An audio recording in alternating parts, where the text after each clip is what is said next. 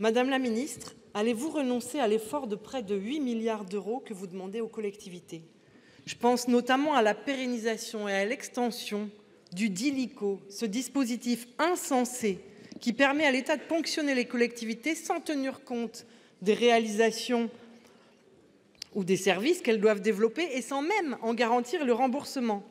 Je pense aussi aux dotations à l'investissement, DETR, DSIL, fonds verts, variables d'ajustement budgétaire, alors que les investissements des collectivités sont déterminants pour le tissu économique et pour la transition énergétique. Ces choix menacent les services publics de proximité, l'existence même de nombreuses associations, les petites et moyennes entreprises et la vie quotidienne des habitants. Vous ne tarissez pas d'éloges sur les élus locaux, mais entendez-vous leur en donner des preuves réelles en allant chercher d'autres ressources que celles qui sont indispensables à nos territoires?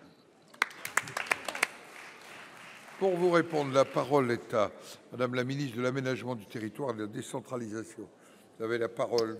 Merci, Monsieur le Président. Mesdames et Messieurs les sénateurs, Madame la sénatrice Céline Brulin, je vous connais bien puisque nous avons eu l'occasion de travailler ensemble et certainement qu'ici, il n'y a pas un sénateur qui ne partage pas le même intérêt que celui que vous défendez pour les collectivités.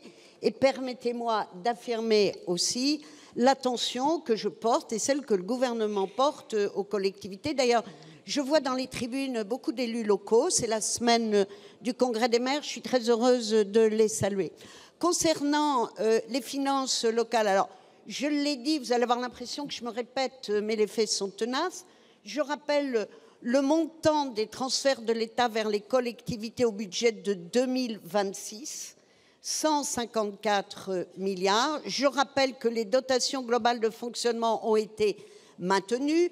Je rappelle que nous allons augmenter le fonds de sauvegarde des départements de 300 à 600 millions, que nous avons également augmenté la dotation de solidarité rurale et la dotation de solidarité urbaine en tout de 290 millions. Mais quand on a 3 400 milliards de dettes, il faut être en responsabilité, en équilibre. Et donc, Madame la sénatrice, vous qui connaissez parfaitement la vie des collectivités, vous savez qu'en mars 2026, il y a des élections municipales. Et que je vois que tout le monde le sait, et chacun sait ici aussi, que quand il y a renouvellement municipal, les investissements sont moins importants. Et que donc cette année, nous avons fait le choix de préserver le fonctionnement et de diminuer quelque peu l'investissement. Et puis le DILICO, je ne peux pas m'empêcher de revenir à ce mot qui devient vraiment quelque chose de très connu. Alors, je disais que le DILICO, et je l'ai dit ici au Sénat, je voudrais rendre à César ce qui est à César. Et dans l'affaire, il y a deux Césars. Puisque le DILICO, c'est une réponse qui a été apportée, construite à la fois par le gouvernement et le Sénat. Conclure. Et donc, le DILICO 1 vous a été rendu à hauteur de 30% comme on l'a fait. Je sais que le DILICO 2 fait l'objet de nombreuses discussions. Nous aurons l'occasion d'en reparler. Nous y reviendrons. Très bien. Madame Brulin.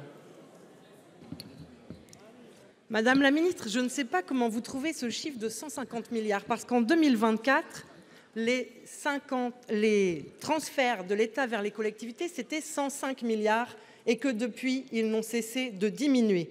Après cette addition, je voudrais rappeler que 105 milliards, c'est précisément la moitié de ce que l'État verse en fonds publics aux entreprises, comme l'a révélé la commission d'enquête initiée par notre groupe. Aucun contrôle n'est effectué sur l'utilisation de ces fonds.